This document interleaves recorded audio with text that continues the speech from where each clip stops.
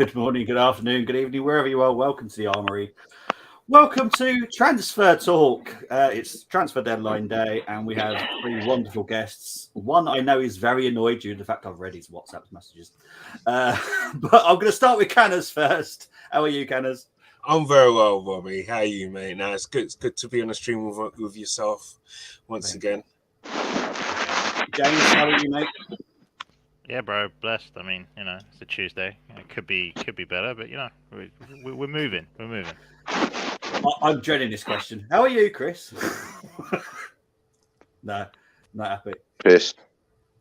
Okay. Is that due to the fact we might be signing Jorginho? It's due to the fact that we will sign Jorginho, and we never learn. Trust me, we never learn. Okay, what's your biggest problem with signing Jorginho? Well, it's a combination of problems, really. One, looking at that six profile in our current system. Looking at our midfield, the trio, there is a blend, of what I call technical attributes and physical ones. Yeah. Every single one of those three players, down to Partey, but especially with Partey, as well as Odegaard and Xhaka, have both athletic and technical attributes. Yeah. Anyone that's seen Jorginho play for Chelsea, he was good until Kante wasn't, or Kante wasn't able to stay fit. Why? Because Kante covered that blind gap in Jorginho's game on the athletic side. Yeah.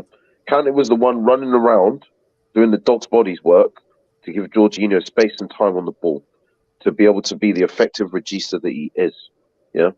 Now, what we are doing is, in the absence of lacking the gumption to have gone either for a profile that is more suited and more matching to Partey's profile earlier on in the window, we're patching with this option. Yeah. Now, the second thing that I have a problem with, right, is of all the football clubs on planet fucking Earth right now, yeah, we are going to Chelsea to do our shopping. Yeah. Now, this club is 10th. Now, this club took our main transfer target, yeah, whilst being 10th, from overpaying, yeah, from throwing money at the problem. Yeah. Their wage bill is going to be up to its eyeballs, somewhat bloated. That 10 million means nothing to them. Getting that 120 to 150 grand a week off their wage bill, that meant everything to them for a guy they're not using. And people say, yeah, Bowley's got money, so it don't matter. No, it's not about having the money. Yeah, it's about FFP making it slide, washing their hands clean, yeah, of everything they've done to manipulate the market in the last 6 months. Yeah, and we are talking market manipulation. Yeah, because what they've done, yeah, is they over exuberantly stretched the terms of contracts for players in order to amortize the fee and the wages and all of the associated costs of buying these players. In some cases, including Mudrik's, our main target, remember, yeah, up to a contract length of 8.5 years. And they have manipulated this way in which to circumnavigate financial fair play to the extent where the rules are effectively going to be changed to reduce the term that you can amortize a contract fee for 5 years in the summer. We are helping them wash their fucking hands here. Do you understand, people? Yeah? And all this, oh yeah, but he's got some great qualities and all this. There's a whole world full of players with great fucking qualities, both the technical and the physical ones. Yeah? Go get them. Don't go fucking Chelsea get players. Yeah? It just be the principle. Listen, Man City, let me tell you what a serious club is. Yeah? Man City, they sold us Zinchenko. They sold us Jesus. They didn't see us as a threat. Yeah? There's already talk of them placing an embargo on ever selling us players again, because now we are that threat. Yeah, Tottenham Hotspur, yeah, and Chelsea. You know why they never do business? Yeah, because Chelsea tried to bully them, yeah, into getting Modric.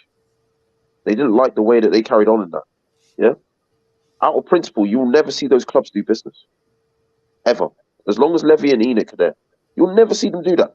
Yeah, this club, right, just had Modric, yeah, taken from underneath its noses by this fucking pagan club, yeah, in West London. Yeah, and we're like, yeah, no, don't worry, we'll help you take out your trash whilst you're at it, mate.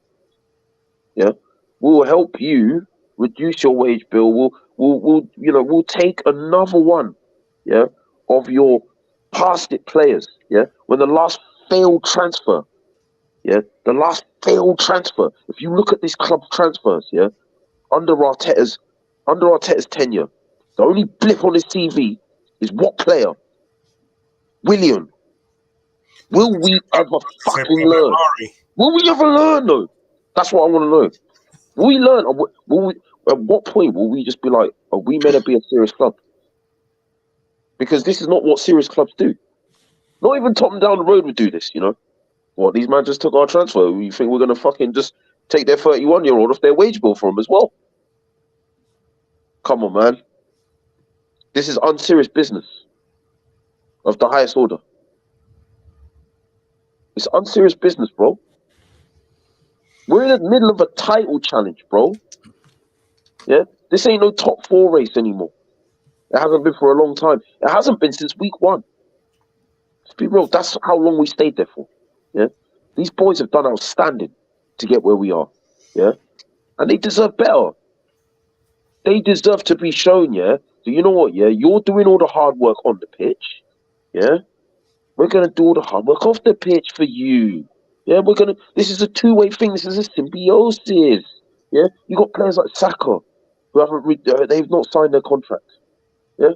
You got players like Saliba, not signed their contract. And Martinelli, apparently, yeah, he's just about agreed to. Yeah? They're looking at this and they're thinking, what happens if we come second? Yeah? And we look back on this. What happens if we don't win the Europa League? Yeah? And we look back on this. Yeah? 3-5 years' time, when we may have not have won anything, yeah, as a result of this moment. Why am I renewing my contract again? I don't even think. Why am I doing it now to begin with? I don't think it's that deep. I completely Yeah. disagree on that point. That's Acting on serious, like. I think, King, I get some of your concerns, and there's some of the things I agree with you in terms of, you know,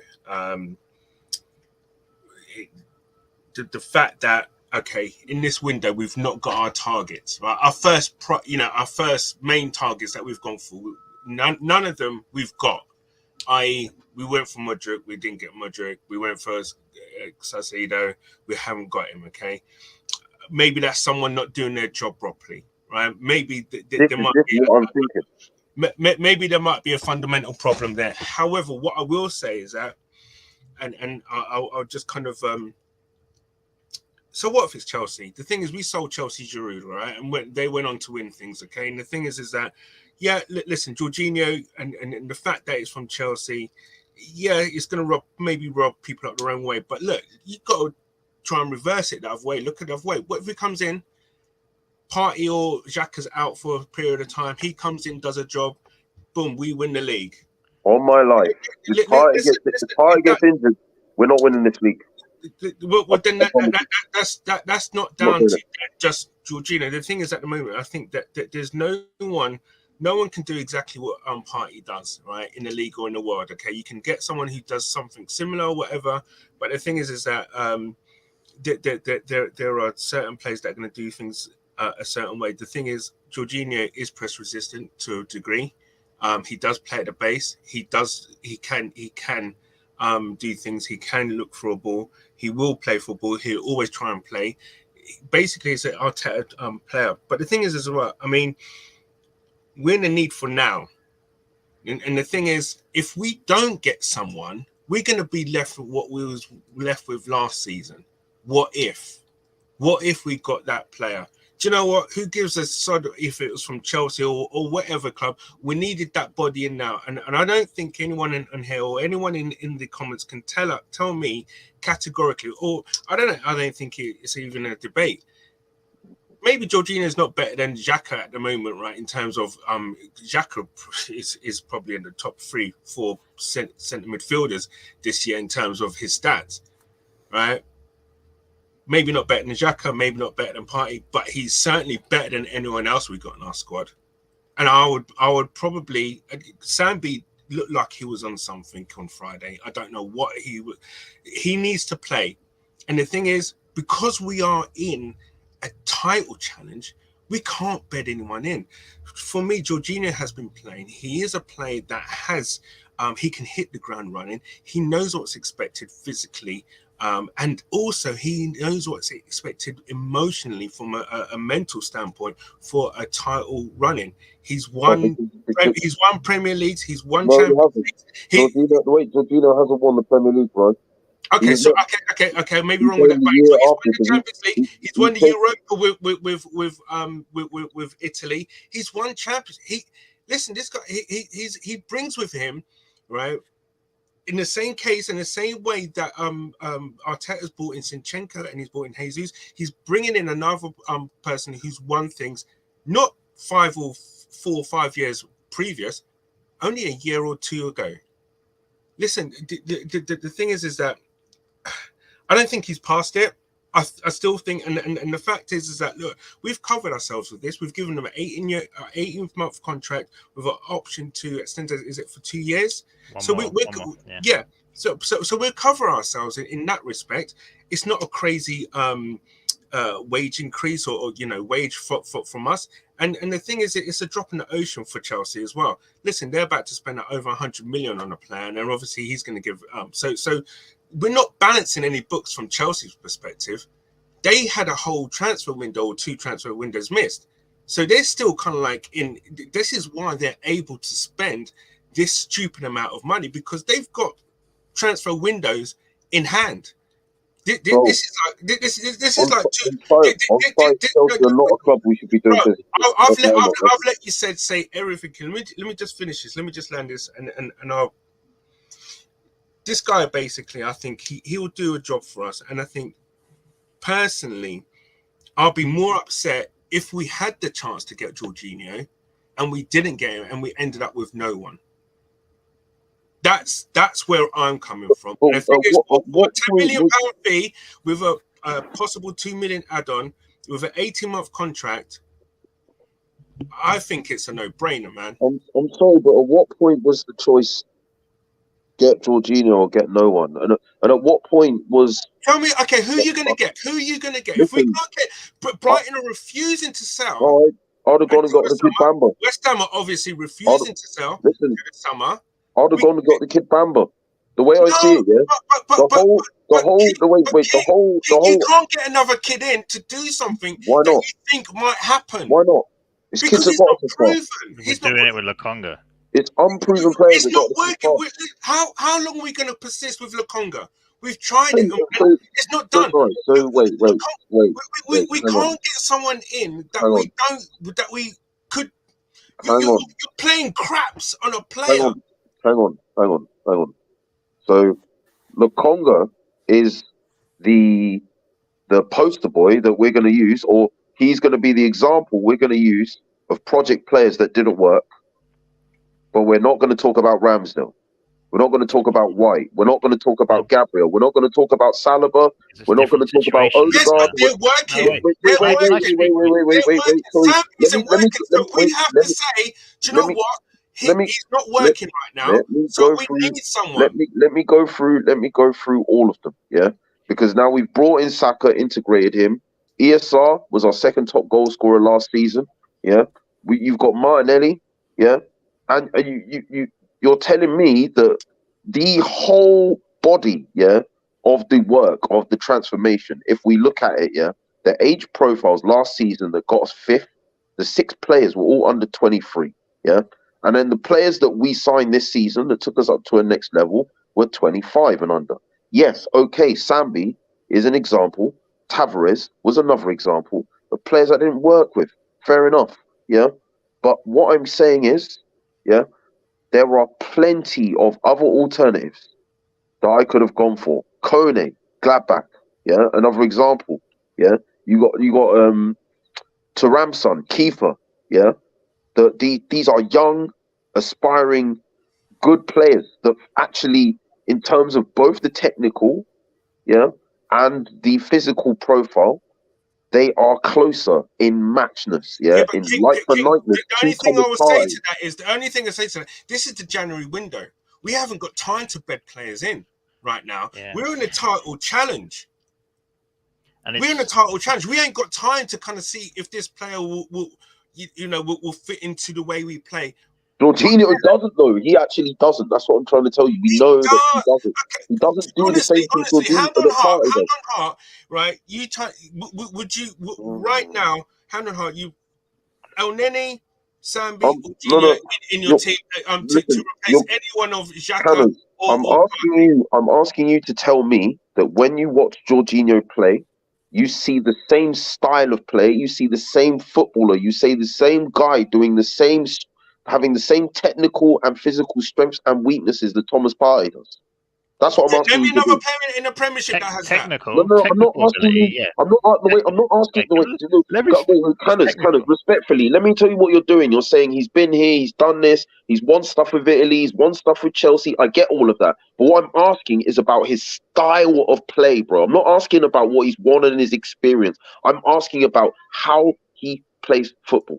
Right. Yeah? Okay. So how he plays football and what I see right this year, and I've actually, obviously all the home games, well, all the Premiership, I see what Partey does and what he tries to do, and you can see the patterns of play. What Partey tries to do, basically, right, is as much as possible tries to get the ball off either the keeper or one of the back two, be it Saliba or Gabriel. Right. That is basically what happens. We need a player. Sambi is not it. That can take the ball off either Gabriel, Ramsdale, or Saliba. Sambi can't do it. El Neni, my heart is sometimes in my mouth with him on the ball, collecting the ball for one of those three. I know, and I've seen the way that Jorginho plays. He would be more, for me, in my opinion, comfortable. I'll be more comfortable with him receiving the ball off one of those three players to start off an attack for us. This is what a Partey does. Fair enough. Yeah, there are deficiencies from a physical standpoint, but bloody hell, the guy he's a beast. Partey is a beast, right? And also we've just seen his speed is ridiculous now as well. But the thing is, Partey is someone that sometimes it is once in a time that you're going to get. I don't know if there's any other players like that in the Premiership. Can you But let me ask you a question. getting the ball, and what Arteta wants to do basically is get the ball to a player who can start basically plays for us from the back. That is what I feel is what Arteta sees Jorginho to do for us. Thomas, let me ask you a question. Can you tell me anything about the 4 games that we've lost in all competitions this season? I can tell you, obviously, the straight away the Friday one, yeah, Partey wasn't involved. So the first one was against Man United, yeah? Partey wasn't involved. Okay. The second one was against PSV. Partey wasn't involved. And can you tell me about the third one when we played against Brighton in the Carabao Cup? Partey wasn't involved. That's telling me that the people we got at the club are not good enough to do anything that he's done. What it tells me is... That's what it's telling me. What I'm trying to say is the specificity, yeah, of how he carries out that role. Okay, I don't think it's the you're saying that unless we clone a Thomas Partey, we're going to keep on losing games if Thomas Partey is not fit. Is that what you're telling me?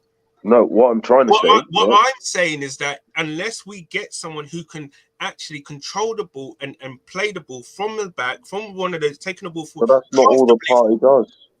That's not all he does. I know that's not all what Partey does, but it's a big thing of what he does and how we actually set up. Listen, if we're attacking, we're never going to concede, right? If we can control the ball, we're never going to concede. But if we can't press with the same level of intensity that we do with Partey in Look our at how midfield, many interceptions no, Jorginho has compared to Partey. bro. What we're talking about is having to completely change the dynamic to accommodate Jorginho. Yeah, for our midfield to function in the same way. Yeah, because with Partey and the way that he presses, this allows Xhaka to stay further forward, along with Odegaard being behind him. Yeah, and that's because Partey offers that security in this attribute area in terms of the athleticism of him being able to cover the breadth of the pitch. Yeah, when the transitions are ending up more to one side or the left hand or the right hand side, because he has that mobility in his game and that athleticism to be able to cover ground in that way. Jorginho simply isn't giving you this, bro. Yeah. So whilst I appreciate in the build up in the early phases, he can drop between the centre backs or between the defence and the midfield line, pick up the ball and progress it up the pitch. I never questioned any of that. Do you know what? I would say Sambi's more athletic than Jorginho. So that's a moot point. Please let me land. Sambi is more athletic than Jorginho, but he hasn't got it up there. Please let me land, please. No, but King, the thing is though, King, please let me land. Please let me finish, bro. Let me finish. Yeah, right. Because you can't be so negative on this, man. Listen, I never questioned his ability to progress the ball throughout the lines into the final third. I know that Jorginho is one of the best in this, yeah.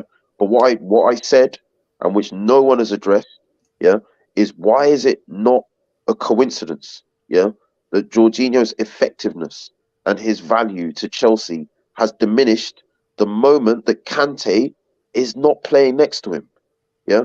It's because all of these deficiencies that I'm describing to you are what Kante covered up, yeah? In terms of the attribute and the skill gaps, yeah? Kante was the guy that was covering the ground, yeah? That was able to cover the breadth of the pitch, that was able to support him, yeah, with his lack of athleticism by providing that for him so that Jorginho could be effective as a playmaker, as a regista, as a guy that was progressing the ball into the final third. He was the guy that was giving Jorginho the time and the space. And when you look at Italy as well, it was the same thing when he had Barella and when he had Verratti and when he had Locatelli next to him with Italy in the Euros. If you don't have these kind of players next to him, yeah, and Xhaka and Jorginho both lack the mobility, yeah. So this will put stress on Odegaard if you try and play him as a 6, yeah, in terms of when the transitions break down in the 3-2-5 or the 2-3-5 build-up structure that we have with the ball in the final third, yeah, effectively what you're going to have, yeah, is if that ball gets played over the top. I don't know if you remember when Man United drew with Chelsea last season, yeah, where Man United had barely even affected Chelsea's goal, man. They play one ball into midfield, yeah, over the top at Sancho's feet. Yeah, I mean, and it comes to Jorginho's feet, and Sancho just pressed him, bypassed him, ran the half length of the pitch and scored the equaliser. Yeah, but listen, that's just one thing. It's like this everybody makes mistakes. About, listen, the thing is though, Partey got nuts by bloody Rashford, and Rashford scored. And what? Well, I don't understand what you're trying to say. How often are we talking about Partey mistakes? And if you look in the last 12 to 18 months... I don't watch Chelsea, so I don't know. Okay. I mean, I don't watch Chelsea I don't watch him that tight to say he makes a lot of mistakes. There's been a vast number more where... And it's not Jorginho's fault. I'm not saying he's a bad player. What I'm saying is, if you're going to get a player, yeah, then just make sure they're the correct profiles, because that's what's got us this far. I think sacrificed on a profile here, like in terms of we've said that we can get by putting someone in that position. I don't think that's correct. That doesn't have the same thing. That doesn't have the same thing as the first 11 player does. Now, at least with Sambi, his profile is closer to. But bro, he's not working, man. Let me finish, Cameron. Let me finish. No, but you've been talking so long. Let me finish, Cameron. Let me finish. It's getting to the point where it's really frustrating now. Let me finish, Connors. Yeah. It really is. However, Sambi's profile was more akin to Partey's, but the quality isn't. Yeah. At least I can say It's that. more than The that, quality and is not mentally, there. he's not there. I don't know where you get this mentality issue from, bro. Did you not watch their goal against us on Friday? What he was doing? Tell me what he was doing. How is that a mentality issue? Man? Because he doesn't know where he's supposed to be. What? No, so basically, a player who's 23, who was 22, I think, when he came in, who's never had a run of games, bro. How long are we going to keep on with that argument? Wait. Sorry. He doesn't train every day. I'm sorry. He doesn't train. I'm sorry. Arteta's one of the best coaches, as bro. we know. Arteta will be working with someone day in, day out. This is why the likes of Odegaard, Martinelli, Saka, all those players have got better. Arteta's working with them every day. If Sambi has anything about him, with Arteta working with him every day, obviously, okay, do you know what? He's seen something in training where it's like he's not quite ready, he's not quite getting it. He plays him in the game because he has to, because there's no Nani, and Partey now has to go injured. And the goal has what they conceded has just basically it's reaffirmed his ideas that he's not ready to play. I'm sorry. All right, so not ready to play, yeah, but a mentality issue. You're describing two different things here, yeah? So let me give you an... Wait, Canis, you've got to let me talk. Canis, you've got to let me talk, yeah? No, because the thing is, it's like, I'm trying to finish what I'm saying to you, because you're saying that you make a statement, and then you're not letting someone else come in and say anything. So you said, I'm telling you it's a mentality thing, because he's working with him days. This is where we're going. I'm trying to tell you something. It's an experience one. Why does it have to be a mentality one? Why does he have to have the wrong mentality? Week in, week out at Anderlecht. He was their captain. At Anderlecht. So wait, Anderlecht. So yes, he was their captain. So you're trying to tell me? No, wait. Sorry, Canis. The moment you're trying to compare playing for Anderlecht, yeah, and playing for Arsenal Football Club, playing with the greatest respect to Anderlecht, by the way, they are a big club. Don't get me wrong. I'm not saying they're a tiny club. I'm not saying they're a small club. I'm not saying that the Belgium league is a minor league, but it's not one of Europe's top 5, bro. Yeah, and they're not the third biggest club in England, which is the biggest footballing nation in the world. You know, the Premier League being the biggest league, the most watched league outside of the country in the world. Just say what you need to say. Let's not compare the two. That's apples and pears. The second thing I'm going to say, yeah, when Salah wasn't ready, yeah, what happened to him? He went on loan. Okay. But the thing is, he had the mentality. Listen, let me finish. You asked me a question. You asked me a question. Let me respond. Let me respond. When I finish, then I'll let you respond. When I finish, I'll let you respond. This is obviously just the King show. Salah went out on loan, yeah, because he wasn't ready, and we accepted that as a fan base. We accepted. Well, we weren't happy with it. Actually, we thought he was ready. We thought that the gaffer thought he was ready. Yeah, but the fact of the matter is, when he wasn't, he went and got a loan. Marquinhos has just gone out and got a loan. Yeah, there are so many players that have gone out and got loans, but because Sambi Lokonga hasn't been loaned out, that's his fault, and that must mean he's got a mentality issue. No, I just don't like that narrative, bro. Like, is he ready for Arsenal Football Club? No, but why does that mean that he has a mentality issue? Like, no, he's just not ready because we brought him in and we expected him to be, and he wasn't. When Tavares wasn't, we loaned him out. There's plenty of other players that when we realised that their quality and their experience wasn't quite ready for the first team, we loaned them out. Why is that a mentality issue on the players' part? Of course it is, because mentality comes into the whole development of a player, King. What? Yeah, the know-how how to play your position comes into it. That's a mentality thing. That's not just a physical thing. You have to know. Saliba had the wrong mentality. Saliba had the wrong mentality. Saliba had the wrong mentality. I'm trying to understand that Saliba must have had the wrong mentality because he was loaned out. So he didn't have the right mentality when he came in at Arsenal Football Club. No, he learnt it. Okay, thank you. So he learned the mentality, or he learned his position. He learned his position. Yeah. And how did he do that? Bro? And how do you do that? Is that just from physically just running around like an egghead, or thinking it's about it? Going out. It's mentality then. No, it's not really. It's not. Oh my good grief! It's not. Your mentality here is how up for a game you are. Like how. No, it's not. How mentally prepared you are for a game. There's so many facets to your mentality. If you're not playing game in, game out, yeah, then there will be a question of like my confidence is going to be in question here because I'm just being brought in sporadically and just expected to do a job, bro. Like that's hard for a player, bro. He should have gone out on loan at the beginning of this season. What and that did was they used to something I say was about saying. Theo Walcott? What did they say about him? I don't know. What did they say about him? All the pundits, what did they say about him? He hasn't got a footballing brain. Yeah. Tell me what that means. But he had plenty of opportunities. Tell me what it means. He had plenty of opportunities. Tell me what it means. If he don't have a footballing brain, what does that mean? Are you gonna let me answer the question, or like? But you're saying, lads, you want me to answer it, or what? I'm confused. What that meant, was over time, over a cumulative number of years, he had an opportunity to develop one and didn't, But we are not talking about someone over a cumulative number of years who has had time to develop. How long has Sambi been with us? 2 years? No. We bought him the summer before last, bruv. Like, he's barely been with us 18 months. And has he improved? Has he improved as a player? Like, that's my question. Has he improved as a player? How does someone improve as a player when they don't do a stretch of 10 games? 10 consecutive games. Right, guys.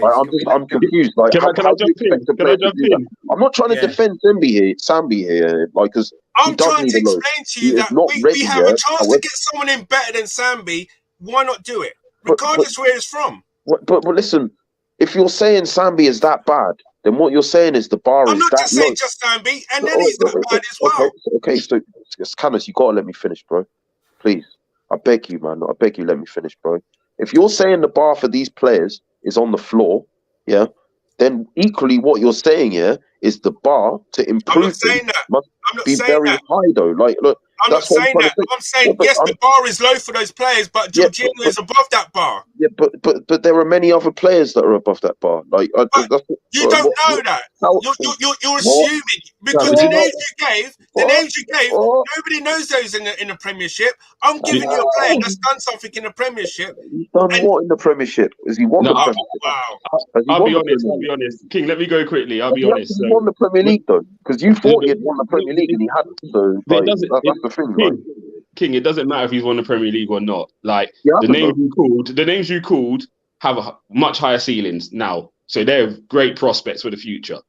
And I'm not saying Sambi Lukonga can't be of that same level in 2-3 years' time. He might be a world beater in 2-3 years' time. We're talking 19 games. That's all we need. 19 games. So bringing in someone unproven who could have an impact like Sambi Lukonga has doesn't make sense for these 19 games. Long term, yes, them names you called may make sense for Arsenal because Partey's still fit. We've got Partey for another 3-4 years. We can allow them boys to develop for 3-4 years. We're talking. Hold on, let me finish. We're talking 19 games. If we were third, if we were in Man United's position right now, I don't feel we signed Jorginho because we're outside chance of winning the league. So actually, it would be, we can make do with what we got. Let's get top 4. We go for our main targets in the summer. We are 19 games away. We're 5 points clear with a game in hand. We need them players who are going to come in now, hit the ground running, just like Trossard's going to do. Hit the ground running. They know the league.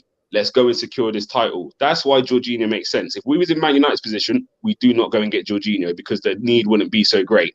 What Canis is saying is, at this moment in time, if Partey, you went through it, the thing is, King, your arguments are actually backing up Canis. We've lost every game as such. Every game we've lost, Partey hasn't really been in the game. He played against City, we're drawing 0-0. He comes off, we lose. So right about now, we need to stop that trend. By buying in unproven players, that trend might not stop this season. So actually, not saying Jorginho meets the physical criteria of Partey, 100%. But El Neni and Sambi, as you said, are more likened to Partey's stature, and we're losing games when these lot are playing and Partey's not. So actually, what it shows you is the technical ability of Partey's game, which is actually winning us the games. It's not the physical of Partey. It helps. Partey's main attributes actually for Arsenal are when we have the ball. Jorginho, when we have the ball, is unbelievable. Chelsea, like we said earlier, Kante, yes, he done the physical. Jorginho played the football. They play with a 2-man midfield. We play with 3/4. So the overrunning of him might not be as evident in this Arsenal team because we have 4-man in there. Zinchenko comes in, Odegaard's there, and Xhaka's there. We have plenty of players there to help him with the physical side. So as I was saying, Partey doesn't get injured, he might not even start a game for the rest of the season. But his experience and know-how, again, what do you think he's going to bring to the dressing room over a young player? He's going to bring so much more to the dressing room. Like, we got to start looking at this as in, this is now going to be our centre midfielder for the next 5 years. He's not that. His job is 19 games. He might even leave in the summer and go to Italy. You never know. This might just be, right, let me get you through these 19 games. Let's see if we can win this league together. Then I might bounce Milan. I might bounce Juve. Who knows what his plan is? But we're talking 19 games. That's what we're talking, 19 games. And for me, buying an inexperienced player now doesn't make no sense, because we need to be, again, yes, long term, that player may be brilliant for us, but you never know. But what I don't want to do, we spoke on the stream the other day. I said, if we can't get the player we want, I want a Premiership player, because there are other proven players. 100%. Who says it's going to be easy to get Ndidi? And what we end up doing, we end up spending 40 million on Ndidi, who technically on the ball is not as good as Jorginho. So now you're talking about a player. But again, wait, let me finish. So that 40 million on him comes off the 40 million budget in the summer. Now, all of a sudden, now we don't get Declan Rice. We now have to get someone who's a bit less. So, do you know what? 19 games, let me secure this up, and then I'll go and get the big targets again. We might even go back in for Caicedo in the summer. It might be a bit cheaper. But if we spend 40 million now on a player, we then maybe can't afford to get that player and the winger or striker we want. So it's just about 19 games. It's all it's about. Whether it's a loan or a transfer fee, it's 19 games. And if this is what it takes to get us over the line, we might win the league, we might not. Partey might not get injured, we still might not win the league. But I'd much rather go with this experience option than go with someone who doesn't know the league and is a youngster and may come in and not actually be even as good as Sambi Lokonga at this moment in time, because we don't know. Everything you do is a risk and a chance in football. But I'll put my money on a risk with someone who's proven and done it in the Premier League than somebody who doesn't know it. Yeah, and you called some players earlier. You spoke about Martinelli, Saka, AFSR, all them boys there. It's taken them 3 years to get to this level now. Yeah. They're not. You can see the potential. You can see the potential in them players when they came in, but we was still going on runs where we lose 3 games in a row. I would have fifth. You can't deny it. I would have rather taken that risk for the longer term. Yeah, which is in the longer term. You're talking 6 months, which we could be talking 5 years. Is anyone going to let me finish a sentence? Go on. Yeah. I'm bouncing in a second, but Gary. Yeah. So I would have rather taken that risk in the longer term to have been like, you know what, same as last season, we fell short with these boys, but you can see progressively that these guys are going to get better and better.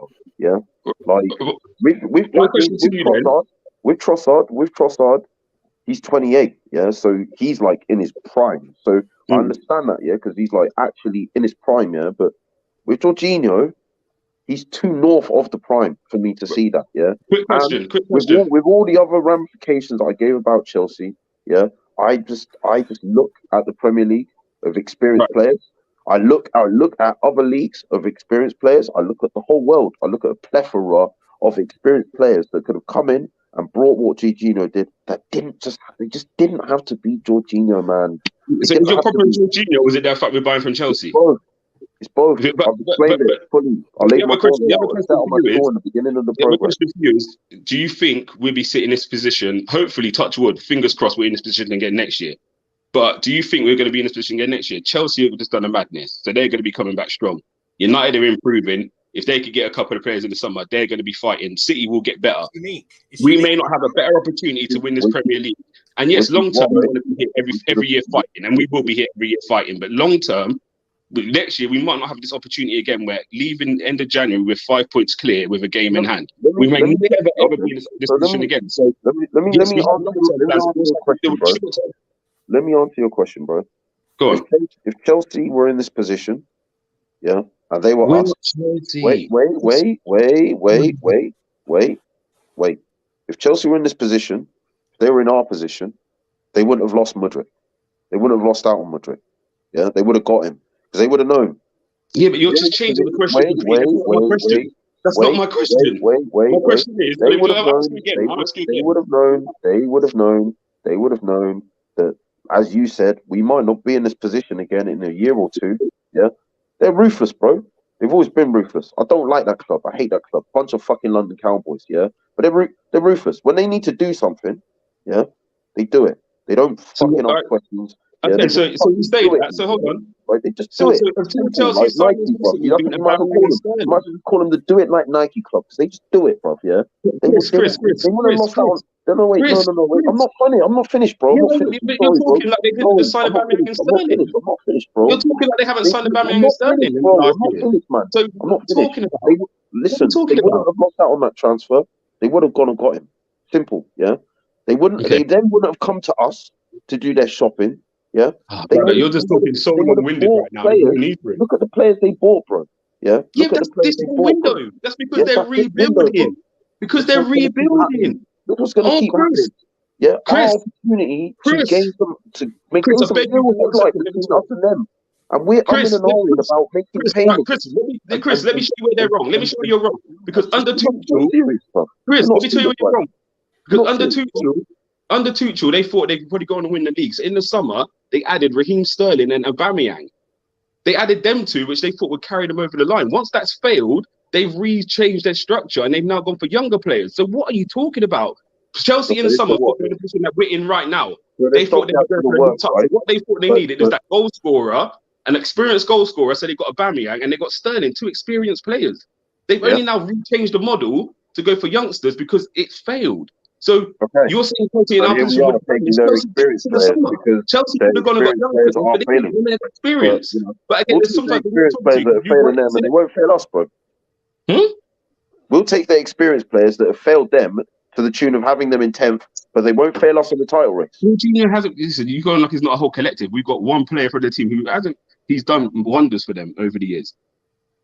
So I'm not going to put it on again. You're better than that. You know systems play a big part. You know that. You don't play like Jorginho is the one reason why Chelsea are failing this year. You know better than that. Have you watched him this year, bro? Has he done wonders for them this year? Do Chelsea play like Arsenal? No, but has he been a good player? Who's been good at Chelsea? We digressing big time here because the thing is, guys, it's like, look, who's been good at Chelsea? No one. Yeah, exactly. Conor Gallagher was a world beater last year. He's done nothing this year. Chelsea are just they're sliding, so they're having a bad year. Doesn't mean their players are bad. Win this league, bro. That's all I'm saying, man. We might not win it anyway, with or without him. But I'm sure we've got a better position right now with him than we do without him. That's what it comes down to. Is there better players out there? Yes, probably. It's easy to get them out. Not always. We have now gone into the second half of the season. Yeah, lulling ourselves into this false sense of security. If Partey gets injured, yeah, Jorginho in that pivot is going to be a viable alternative. And I want to be wrong. I'll sit here at the end of the season and say I was wrong if I'm proven wrong. But I just looking at his profile, looking at how he plays, looking at what the deficiencies were in why he no longer was effective in Chelsea's system, we don't have the bodies in midfield to be able to hold his hand. Yeah, because have I not just gone through that? We play over 4, they play over 2. It's completely different systems, bro. You're just looking at it like it's Football Manager or Blasted FIFA. It's completely different, bro. Like, you know better than that, Chris. You know better than that. They've been playing with a 3, bro. They've been playing with a midfield 3 all season. They haven't played with a 2. They play 5 at the back. Majority, and when they do play with 4, you're talking about players who aren't helping him, innit? Like Mason Mount doesn't want to defend. Gallagher's been playing in a double pivot, and that's not his position. Like, you've seen what he done at Palace when he was given freedom. Like I said, Chelsea have had a bad season. You can't put it on individual players. It doesn't mean their players are bad. They're just having a bad season. Man United finished second and then had a bad season. Now they're coming back. Some of the players it's the whole collective. Why does Bruno look better? The fullbacks, they haven't got fullbacks all season, so they haven't. That even at 31 is mobile. Do you know? You sound like that was not really like typical, but you know, I remember when England played Italy and we was talking about, Pirlo can't move, Rooney's gonna have a field day, blah blah. And Pirlo gave him absolute lesson, paces and everything. Yes, I understand. No, but who was next to Pirlo? Why are you bringing Pirlo? No, I didn't say none of that. Like, I didn't say you. I said the mentality we have sometimes is when the man can't run, he's not a good footballer. But who was next to Pirlo in those games? Huh? Who was next to Pirlo in those games? Doesn't matter because what I'm showing you is wait. You don't let me finish. So the talk was Pirlo can't do what Pirlo does because Rooney as the 10 would deal with him. Yeah, so it wasn't about Pirlo defensively. It was about Pirlo being on the ball. We said to stop Italy playing, you have to stop Pirlo playing. Rooney couldn't get close to him because the IQ was just too great. No, it wasn't just that. Who was playing next to Pirlo? Right. So if Rooney's man marking Pirlo, yeah. The objective was stop Pirlo from playing football. It wasn't about Pirlo stopping you from playing football. The objective of Rooney. It doesn't matter because Pirlo still orchestrated the game with the ball at his feet. So you're telling me that Pirlo could be the same effective player, yeah, in the midfield when he didn't have either Marquisio or Pogba or Vidal next to him? When did Pogba play for Italy? No, but I'm talking about when he played at Juve. I'm talking about. Let's just all come up for air for 1 second. Just Bobby, I'm not sure. Am I allowed to say anything? Am I allowed to? Yeah, it's on Twitter, so it's being talked about. So Okay, Saicedo's in London. Wherever that means, I don't know if he's in West London or North London or wherever, but he's in London at the moment. And it's one of the big people have been talking about that he's now in London on transfer deadline day. Right. So will he try and force this move through now? So saying it's to us or to Chelsea, it could be to Chelsea as well. Would that temper you then, King, if it was a case of if he came in along with Jorginho? Because then that would possibly negate the whole Xhaka and Jorginho kind of issue that you're potentially saying that we have. If we had Saicedo and Jorginho and Odegaard in the middle, if that was a combination. Fine, but again, I just don't see the why we need both of them. We needed one, and it was Saicedo. We need two centre mids, in my opinion. More. Yeah, we need two, bro. El Nenny's out for the season. Sambi's not good enough. No, we can't rely on Partey because don't forget the game's going to come thick and fast in March again. Yeah. It'll be like every 3 or 4 days.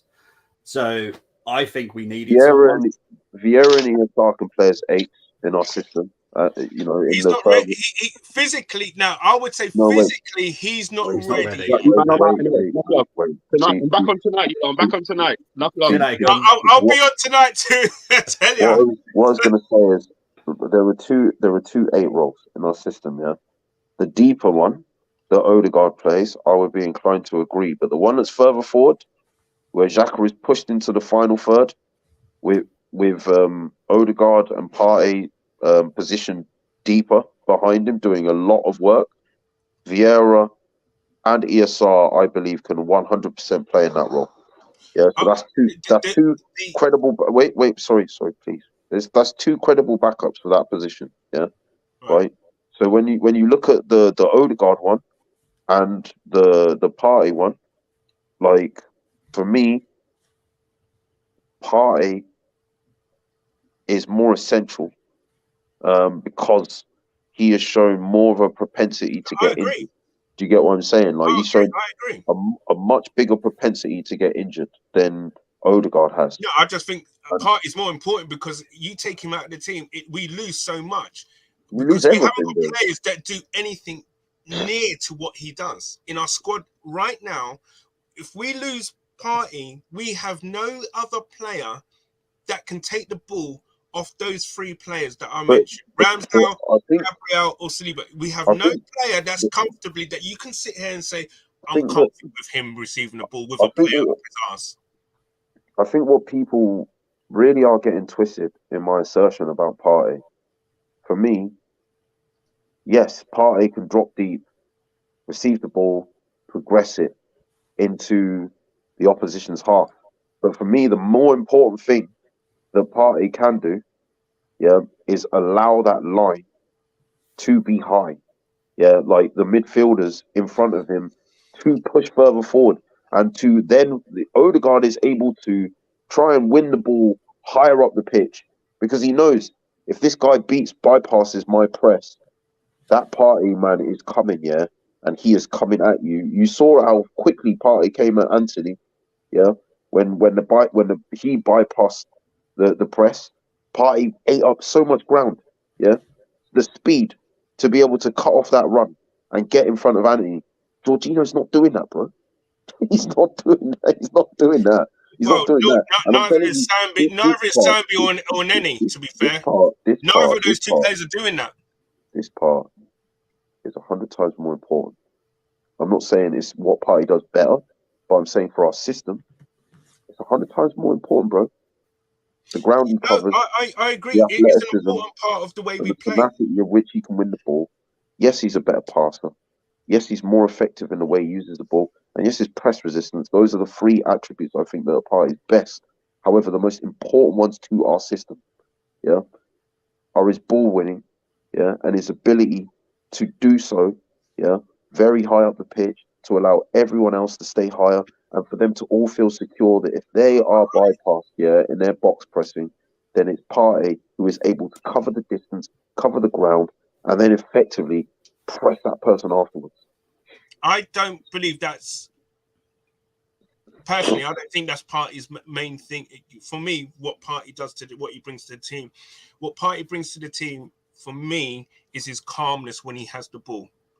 His calmness and that resistance to pick a pass when he is being pressed, or to do something a little bit out of the ordinary when he is being pressed to get us out of trouble. That for me is what separates, and I don't think we have any other player in midfield that can do that in our squad today. And that for me, when I see, I think it was our second goal against Tottenham. If you see what he did, just with one little swivel and a pass, Partey did. This is nothing with him cutting out a ball or whatever. It was getting a knockdown from Saliba and playing the ball. He took out 3 players with one pass. We haven't got one single player in our squad, who plays in that position that can do that. With regards to the reason also as well, while we do play a high line and while we're able to play a high line, it's probably because we've got the 2 fastest centre backs in the Premier League. No, there's a couple of times I've seen Saliba break into a full sprint, and trust me, this guy is rapid. Gabriel as well is no slouch. United. Sorry? The two fastest centre backs in the Premier League played against United, yeah. I would put them up there as one of the, No. I agree with you, Canis. But what I'm saying is the 2 fastest centre backs in the Premier League played at Old Trafford against Man United. Yeah. Yeah. If you look at, we controlled that game. Yeah, but the counter transitions, yeah, counter transitioning of Man United for the last 2 goals, yeah, showed that for all the quickness that Saliba and Gabriel have, yeah, if they do not have that midfield protection in front of them in these transitions, when it matters, they'll be exposed. The only counter to that is that we was probably pushed up because we was going for the equaliser and we was chasing the game. That's the only caveat I would put to that. But I understand you saying, yeah, we was a bit naive. We was a bit too naive. But the only thing I'd say to that is like Rashford is lightning fast, and the fact that we were pushing forward, to equalise or get something out of the game. For me, it kind of that's a little bit of an asterisk behind that statement what you just made. But I totally get what you're saying.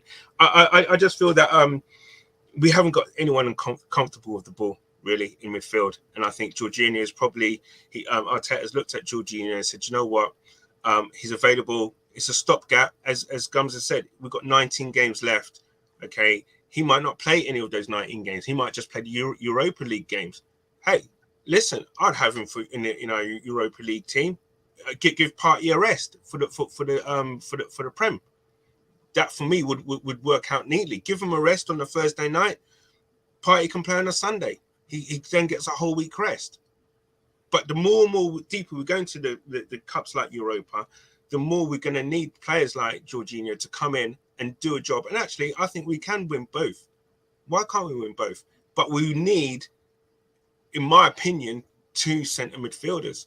And I think with the talk about us trying to get Declan Rice in the summer, we're going to need all the money possible to get that over the actual line. And the thing is, for a 10 million fee, a 10 million fee, and wage bracket, which is very much within our realms of, do you know what, he's run of the mill, he's average. I think it makes sense, to be honest, as a stopgap that provides and gives us something. I actually think he's a decent purchase. Yes, it's Chelsea. I get that. And you know what? The thing is, it can be switched around two ways. He might say to himself, "Do you know what? I've got something to prove. They deem me surplus to requirements. I'll show them. I'll show them what I can do at Arsenal. Blah blah blah." Or you know what? It might then happen that it's another Willian. But look, it's another case where it's like, look, I'm not playing. Yeah, I'll go to a place where, you know, apparently the bar to be on the pitch seems lower. You know, like where effectively, you think? You know, well, look, I mean, they're 10th. Yeah, he's not getting in their team. Yeah, but we're first. So then, you know, he himself has another challenge to say, do you know what? I can get another. I can get a Premier League medal here, and I have. Okay, cool to you. I don't know, but I haven't got a Premier League medal yet. So here's my chance. I'm going to do whatever I can. See, I don't know. For me, that's the kind of mentality I'd want as a player, and I think that he is that type of person to have that mentality to kind of say, I'm going to show you. I'm going to train my hardest. I want to be in this team. I'm going to show you what I've got and stick two fingers up at Chelsea. As a professional, that would be my mentality. If I'm deemed surplus to requirements somewhere, I'm looking to stick two fingers up at the team that's sold me. I'm probably deemed as one of the most optimistic, and defensive, towards this regime, when it comes to the PR source, I'm not drinking on this one, bro. I'm trying to be devil's advocate here, and I'm trying to kind of listen. You get players from whatever walk of life. I think at his age, I'm pretty sure he has a very professional mentality, and I don't think, and I know that they do their homework on players. I'm sorry, like the one thing that we've not spoken about at all on this show, right, is for me. Yeah, and I don't want to point fingers at anyone. I don't want to say Edu or Vinay or Richard Garlick, who was brought in to help us negotiate with transfers, with agents and so on and so forth. I don't want to point at any of these guys, bro. Yeah, but we can look at a lot of players, bro. We can look at a lot of players. We can look at the Buendias that chose Aston Villa over us, Well, the fee that Aston Villa offered to pay, they offered to pay more up front, and they offered to not stagger as many of the payments, so they would have received the money. Did we actually make a bid?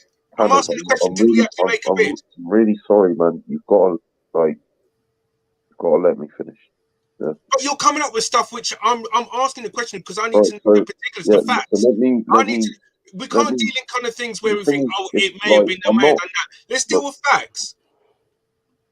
Can you please let me finish? Let's keep it with facts. Can you please let me finish? We'll deal with facts then. Yeah. Right. So what happened, right, is they offered to pay more money up front. Yeah. Than who? Than we did.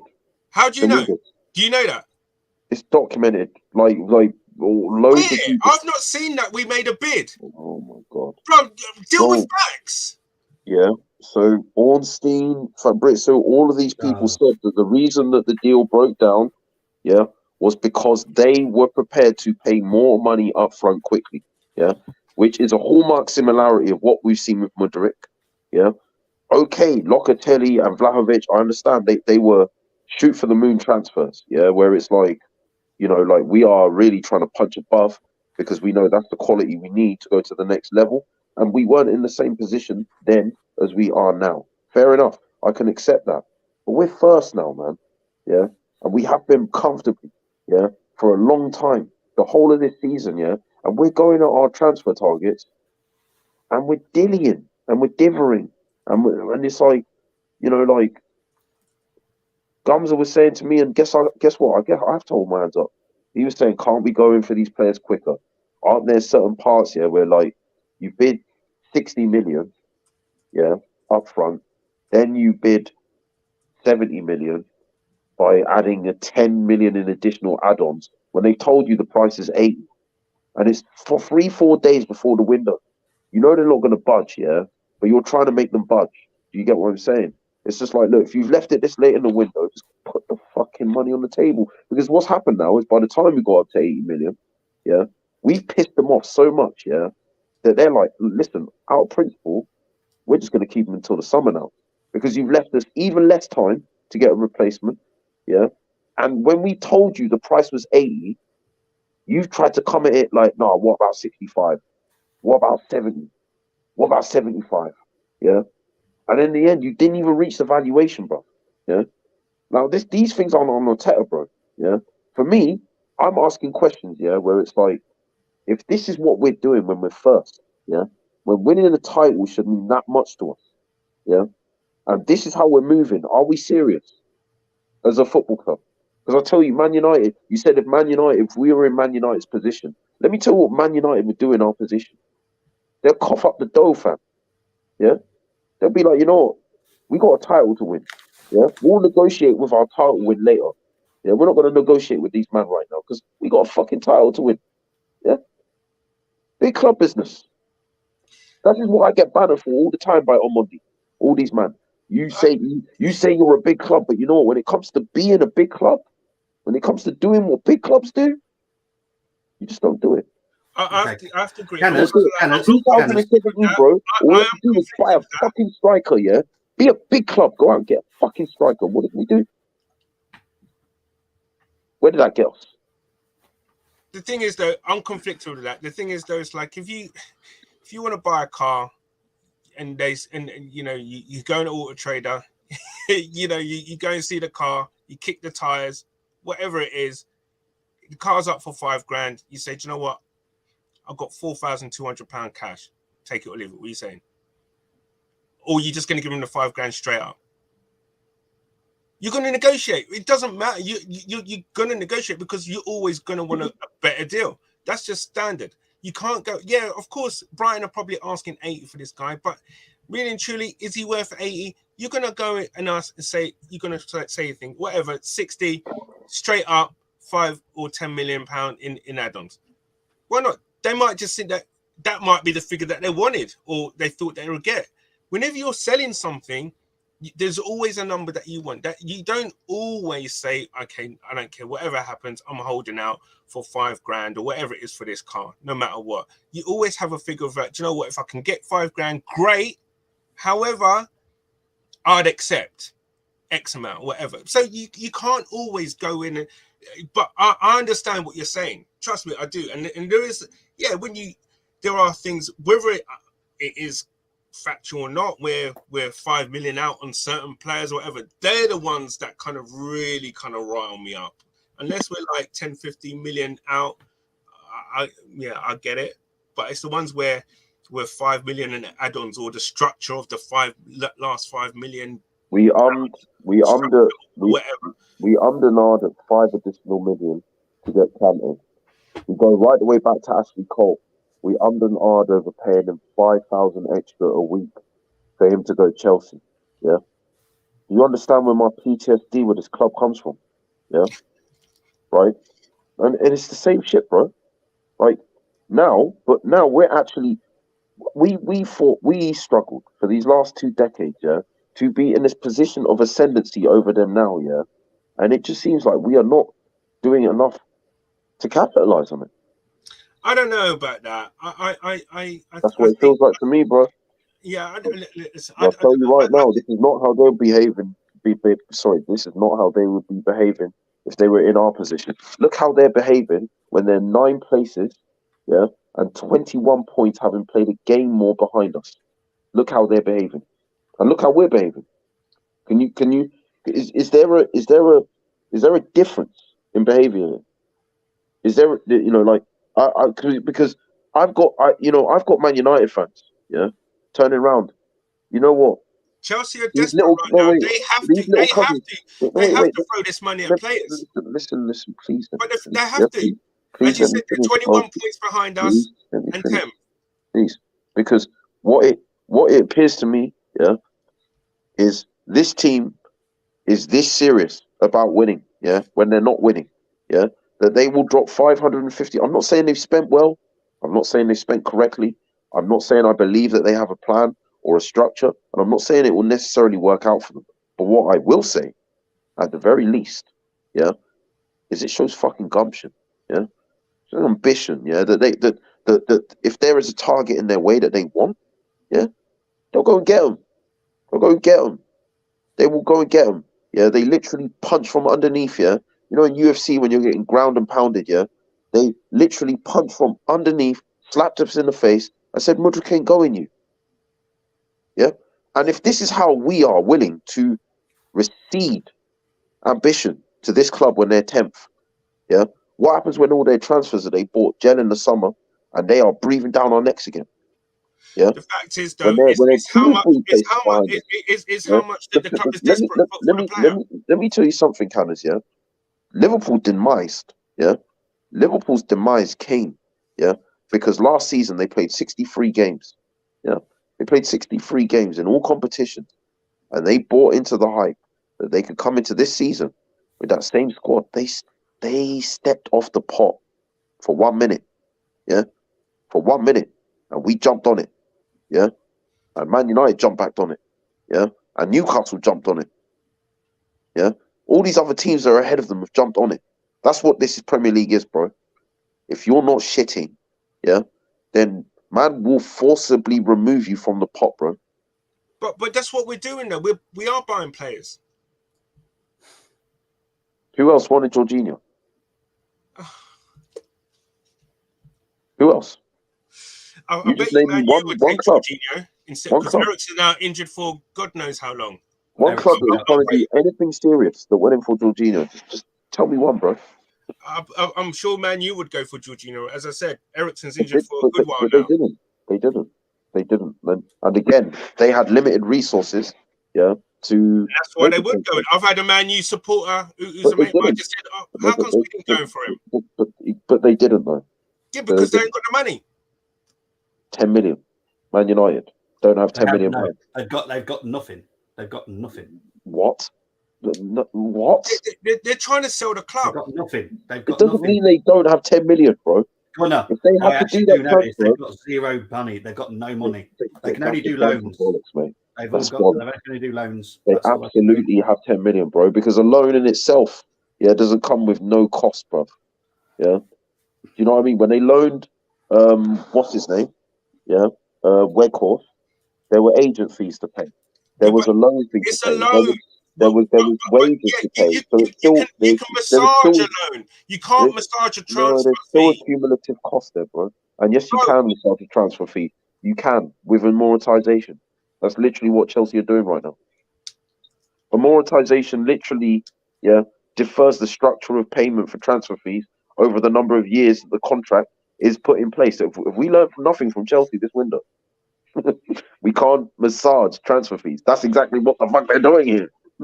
Manipulating, massaging transfer fees with amortization. You can't. Yeah, of course, yes, you can.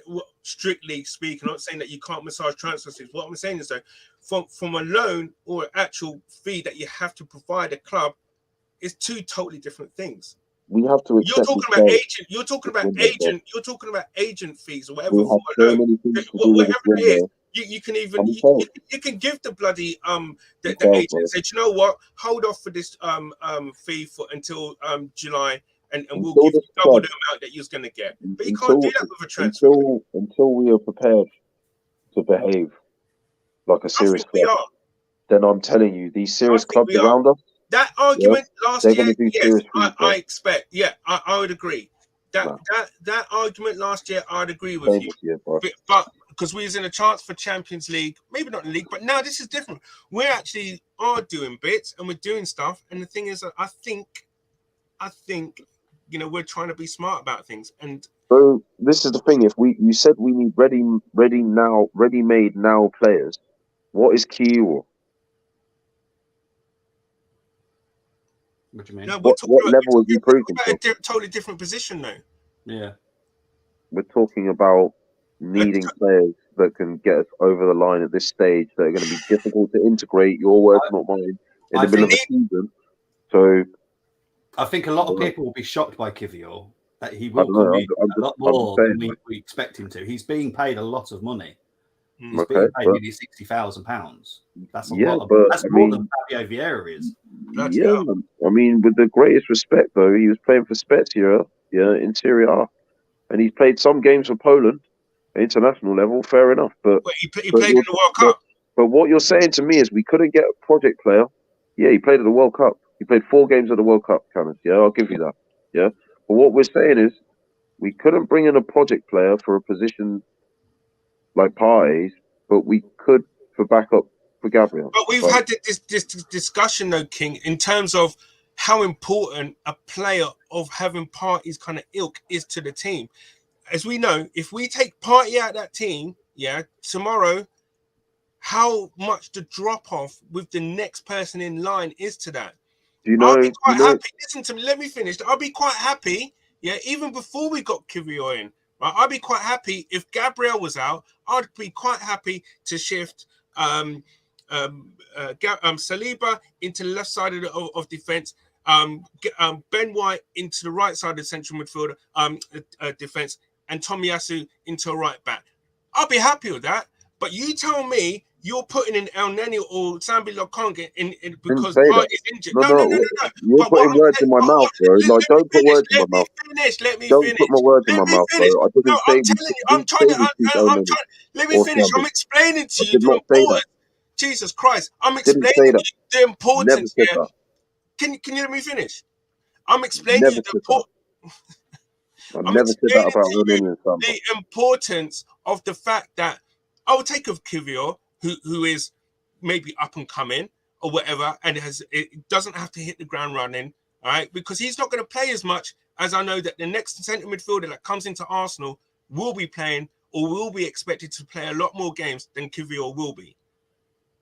And an important role in that team. We've got enough cover in defence to say Tomiyasu can do a job. Zinchenko can do a job. Tierney can do a job. Saliba, Gabriel, Holding. So you talk to me about Partey. You talk to me about taking Partey's position. You're just talking to me about Sambi Lokonga and El Neni. No. Yes, you are. But tell me who else is going to do what he does in our squad. I literally said we should have got another midfielder. No, I said in our squad, King. What? We don't have someone, the quality gap when Partey doesn't play. Right. It's massive. So that we know this position. No, because of the amount of players that we have in defence to play before Kiwior. One sentence I need to get out, bro. I'm sorry, but you keep harping on. No, I don't. You keep harping on. The alternative to that is playing Sambi Lokonga or El Neni when it's not. That's never been my alternative. No, but what I'm telling you spoke about Kiwior bringing him in, and he's untried or whatever. And I've given you the reason why we've actually got him in, which I actually kind of think I don't mind that. Gabriel's played 30 games this season. Gabriel's actually played in every game this season. Pardon? You know that, right? Gabriel. What you were saying about the importance, in our system. Gabriel is one of the only players I believe that has played in every single game this season. Yeah. That we competed in. Yeah. Doesn't get much more important than that, does it? No, but he's still. But if you take him out, I don't think the drop off, in our defense will be as big as if you take Partey out of our midfield. So, but why did we get Kiwior then? If that was the case, that's what I'm trying to say. Like, it's probably an upgrade on Rob Holding, who's probably going to be leaving soon enough. Okay, so. And he can play left side of defense because we haven't got someone there who actually can play who can naturally play on the left side of defense. Tomiyasu could have played there. He can. He can. He plays there for Japan. You've got Ben White and Gabriel, who kept the 5th most amount of clean sheets last season in the league, which means you can use Tomiyasu on the right. Fresneda was available to come in at right back, which would have given us another option if we wanted to use Ben White as a centre back. Like, there's infinite permutations, bro. Yeah, like, but the point I'm saying is, right. If we were prepared to take that risk on more of a project player with Gabriel's position, like, for me, just because Lokonga didn't work out, it doesn't mean that there wasn't other good, capable young players that we could have brought in that position. Now, for me, there was too much of a delay between when the Mudryk saga broke down and when we actually started being like, you know what, we could have gone and got a midfielder. And listen, I have to hold a firm L. from I don't know. Gumbo, yeah? I'm trying to follow you. The L I have to hold you, it from but you're Gumbo. going all over the place. Because at the beginning of the window, he was saying, why aren't we going in for players sooner? Yeah. For me, it seems like they put all their eggs in the getting Mudryk basket, yeah, and they were not attentive enough to be dealing with 2 or 3 transfers that we need to get done. To be like, right, okay, we know we're trying to get Mudryk done, but we know we need a central midfielder. And what we don't want to do is focus so much on this one that nothing on this one gets done.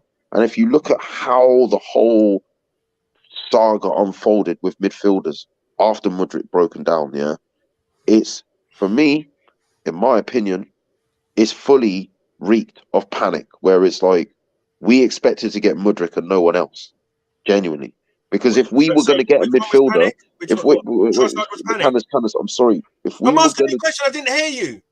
yeah. So if we were expecting to get if we were expecting to go in for a midfielder, yeah, our attempts to go in for a midfielder wouldn't have been this laboured, and they wouldn't have been this panicked, yeah. So the whole reason we did is because we didn't get Mudryk. We were expecting to get Mudryk, yeah, and then just be like, you know, that's it. That was going to be our window. I'm telling you, in their head, that's what this was.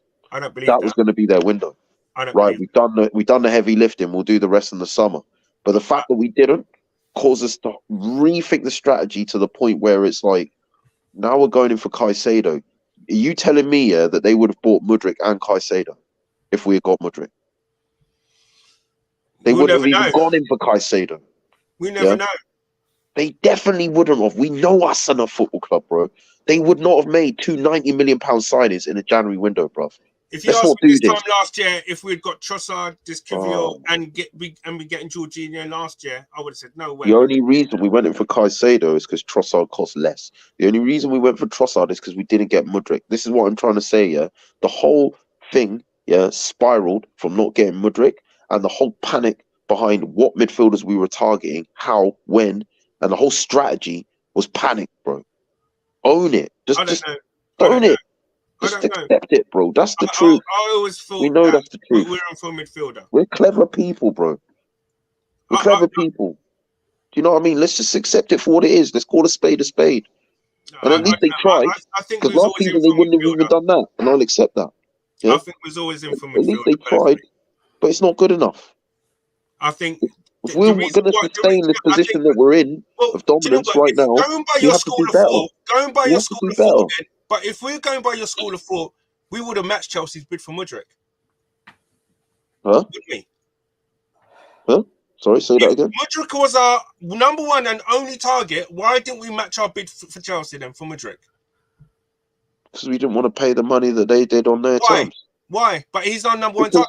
We're not getting anyone else, King. We've got all this money. No, Canners, that's the point. That's what I'm trying to say. No, but your argument is flawed. That's my point. No, because we shouldn't have done that. Maybe we should have done that. Your argument is flawed. Maybe we should have done that. If we've got, maybe we should have done that. Listen, if we've just bought Trossard 27 mil, we bought Kivior for 20 mil. That's nearly 50 mil, right? 50 mil, and now we're putting a 70 or 60. On straight off the bat for Caicedo, right? That's over 100 mil, right? If as you say, with your argument that Mudryk was our only target, why not spend 100 mil, blow Chelsea out the water then on Mudryk? You got to basically, I think what they thought is if we bid again, Chelsea will simply make a higher bid, and it will just simply go on to a point where we don't want to go, and we will be embarrassed, yeah, because we will get shown that there is a financial level that Chelsea are prepared to go. Wait, Canners, stop.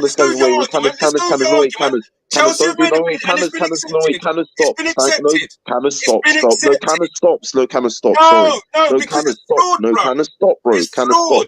Your argument is flawed. Canners, stop. Don't do that. Canners, flawed. Canners, respectfully stop, bro. You asked me a question. Canners, stop. You didn't ask me a question. Let me answer it. Let me answer it, bro. Let me answer it. Let me answer it, bro. No, you're not. You're trying to. You're trying to railroad my point here before it made sense. No, Canners, stop that. Can Did I they have a stop bid that? Can I accepted? stop that? Can I Did stop they? that? Can I stop Did they that? not? Can I stop that? No, you stop it because you're Until I talking make that point properly, I'm just now. gonna keep going like this, bro. It's simple. Yeah. So let Do me you know finish what? my point, bro. calm Yeah. down. Before you railroaded my point, I'm let me calm, finish Bobby. it, bro. I'm Yeah. calm. Right. But it's It's gone because beyond the realms of because you ridiculous asked the now. question, why didn't we go up to the level that Chelsea went to? So I was answering it. Yeah. So allow me to continue to answer it. But The I thought answer you is this. did Yeah. answer that. You did answer When that. Chelsea bid A, yeah. No, when we bid A, Chelsea bid B, yeah. Then they bid C. Then they bid D. Then it goes so on and so forth. And what Arsenal thought as a board, yeah, is that will show the gap, yeah, the disparity financially, yeah, that exists in what they can do in the market and us. And what that does is that will put us in a weakened position, yeah, with future negotiations. Chelsea will then think they can do it again and again and again because it would have been so glaring, yeah, that this is what they can do. The Knicks our transfers, yeah, and then all the other big clubs would have seen the same thing, bro. That's why we don't engage in bidding wars, yeah. That's why we don't, yeah. But that answered your question, yeah. It doesn't. It does. It doesn't make It sense. does. You give me an answer, It but it does. doesn't make sense. What do you mean it doesn't make sense? Because you said at the So first, we at the don't top want to of your engage. argument, at the So let top of me your nutshell argument, it you for said you. that Modric Let was me our only. nutshell it for you, bro. Let me You nutshell it said for you, bro. he was our only. Let He was me our nutshell it for you, bro. target. Yeah. We You don't haven't. engage in bidding wars. Yeah. Because the bigger clubs, if we get involved in a bidding war with Man United, with Martinez, they win. When we get in a bidding war with Chelsea, they win. When we get in a bidding war with Real Madrid, they win. When we get in a bidding war with Barcelona, Bayern Munich, Juventus, yeah, when these big financial entities, they win. Yeah. And what we are not looking to do is expose that, yeah, in the market by getting in these bidding wars and being in these situations where we are constantly losing bidding wars. That is why they did not do it, bro. Wait. You've just changed your whole tact because you said that you believe that Modric was the only transfer target we had. He was until Chelsea came in. Right. And made it a bidding war. So then what we do then is then we say, okay, we're out. Chelsea then get a bid accepted. Then we say, do you know what? You've got a bid accepted. We'll bid the same. Why didn't that happen? Chelsea bid the same as us, but they bidded more up front again. Same with Buendia a few years ago. And we turned around and we said, you know what, Aston Villa, if you're going to pay more up front, more quickly, we're not going to get involved in a bidding war with you. Yeah. No. But there's got to come some point, yeah. This is the whole point of my line of questioning. There's got to come some point, yeah, when it's like we've either got to accept that this is the market, yeah, or we've got to get to these players before they become superstars. And at the moment, we're doing neither. Do you know we could have had Van Dijk when he was at Celtic? When he was at Celtic, yeah, Hey, I know we didn't want to pay the 11 million that Southampton paid for. Wait. We didn't want to pay we didn't want to pay the 11 million that Celtic wanted for him. Yeah. But then we wanted him when he went to Southampton and proven himself as a Premier League player. We said he wasn't proven enough, yeah, at the level he was at when he came from Celtic. And then when he went Liverpool, we turned around and said, well, that's too much to pay for a Premier League proven player. This is nuts. This is nuts. Yeah. We could have had Mudryk in the summer, bro. 40 million. We didn't want to pay them. Yeah. Now we're trying to get behind, we're trying to make up for being behind on that curve, but we don't want to be in a bidding war either. It doesn't make sense, bro. Like, that's what I'm trying to say. Like, the strategy has got to be like, you have to accept sometimes that this is the market, that this is where the big boys eat, bro. Yeah. This is what these waters are filled with fucking sharks, bro. Yeah. What are we? Are we a shark, bro? Yeah. Are we a big club, bro? Like, because all big clubs at some point get their pants pulled down over a transfer price, bro. Yeah. But if they get the prerequisite quality from that player, it doesn't matter because it makes that team successful. Yeah. And it seems to me that there's just this last part, bro. Yeah. 2017, we need to strike a last part, bro. Yeah. This season, we need to win a league title, first time in 90 years. Last part, bro. Yeah. That we just won't step the fuck up, bro. We won't do it, bro. We'll complain, oh, it's the conditions of the market. It's getting crazy. The money in football's getting crazy, bro. We paid 72 million for Pepe. That it was crazy then tried too. to act like a big club and look where that got us. Yeah, look where that got us. Look, yeah. But So you know what? It's not about always putting up front that money. Sometimes, yeah, no, I agree. look where There are times when you Allison, should put up that money. look where Allison But and there are Van times that you Dijk. got to think about it. Look where Allison and Van Dijk got Liverpool. Yeah. Yeah. Look where Nunes has got Liverpool. Canners, Chris, we're gonna have to wrap it up. Canners, I know you got to go. Yeah. Okay. I need to find a dark room, very dark room for myself. I'm going to try and set up a stream in the daytime this week because I haven't managed to get to a word in. Oh no! There's a lot I want to Bobby, say. I'm sorry. I'm sorry. It's fine. But I do want to say a lot because a lot of stuff has been said that I don't agree with, and I do know some facts. So I will definitely give those facts out to all the people that have lovely watched and to you guys as well, the Armoury, because I do know some stuff and I haven't had a chance to say it. So I will set up another stream. I think Gums is doing one tonight, isn't he, Canners? I believe so, yes. Yeah. I think pretty much towards the end of the day because of the deadline day. I guess hopefully we'll have some good news on certain things that have got on. So fingers crossed for that. Exactly. The deadline hasn't finished yet, people. So don't panic. There's still, Still got 9.5 hours, I think. 9.5 hours left. I will be back. I will be back hopefully tomorrow to do a different stream on transfer. I'll do a transfer deadline wrap up, I suppose. But Thursday, I will be back, and it's an important one because it's a preview lounge, and I've got 2 Everton fans joining me. It's going to be a fantastic show. That's going to be a totally different game now, isn't it? Exactly. I've got an Everton fan channel coming on, and I've got an old friend that is an Everton fan. I'm going to get their opinions on what could happen Saturday, and then obviously Friday, it will be the Armoury preview show, and I will be back on Saturday also to do the watch along. I'm pretty sure I'm not getting a day's rest this week, but never mind. Guys, I appreciate everyone. I really appreciate everyone. We are definitely out, but